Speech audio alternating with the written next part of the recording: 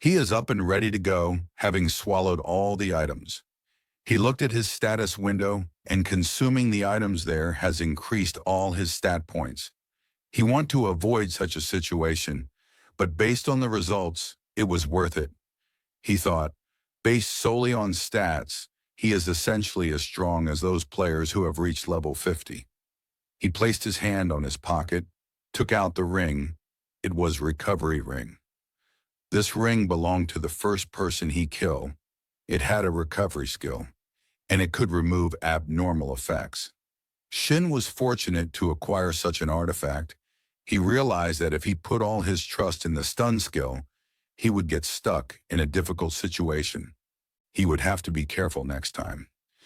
He started to swallow the ring. This is the Goblin's Dungeon. There are 4 goblins here, and they are going somewhere.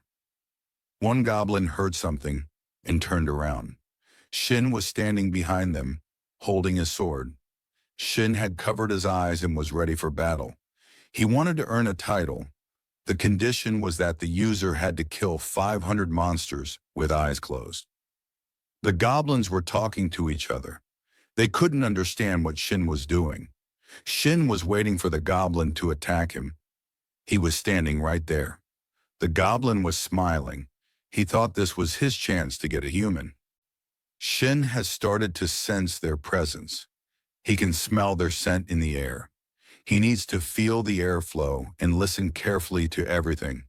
He needs to maintain a state of focus.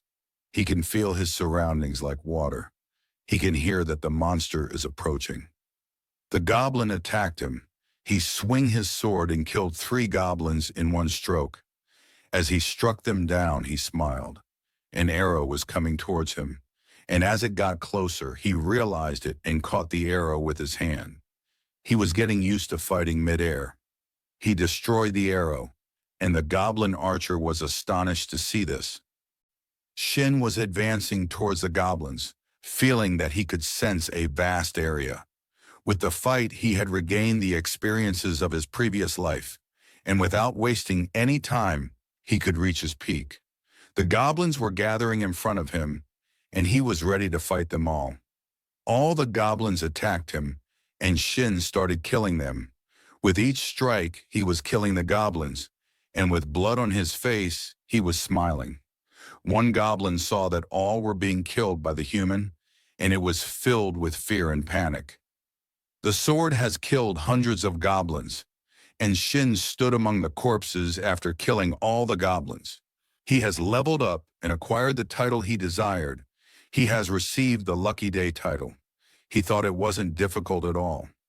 This title can increase his luck by 20, and whenever he kills the same monster, it can increase his luck by up to 10 points.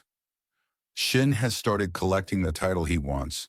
Some goblins have arrived there, and they are shocked to see the massacre of their tribe.